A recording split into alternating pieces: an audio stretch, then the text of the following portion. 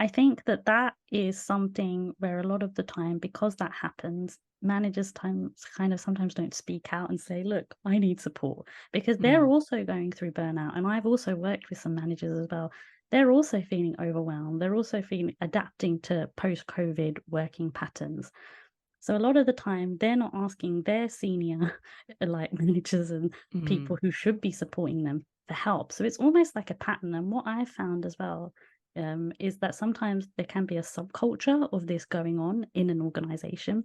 yeah. So right at the top, it's happening, and that ends up coming to a chain, and then it ends up coming to people in the middle, and then people at the bottom.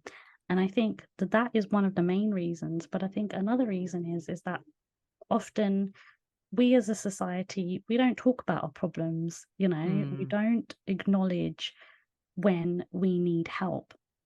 And I think that managers in particular, they feel that because they're leaders, they have to carry everything on their shoulders.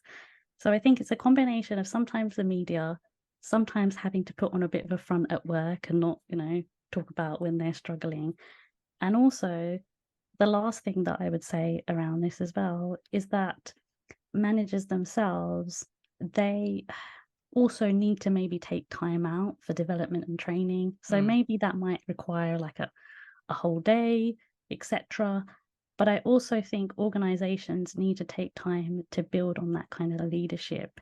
And often that's not seen as a priority. And I mm, think that's another reason why a lot of managers, they slip through. And the last thing I want to say, or there is another point, is I worked with a manager ages ago, I remember, and she was thrust into a leadership role. She was like a first leader. And to be honest, she had no idea what she was doing. And I'm not saying that in a negative way. She mm, wasn't prepared mm. physically, psychologically, nothing.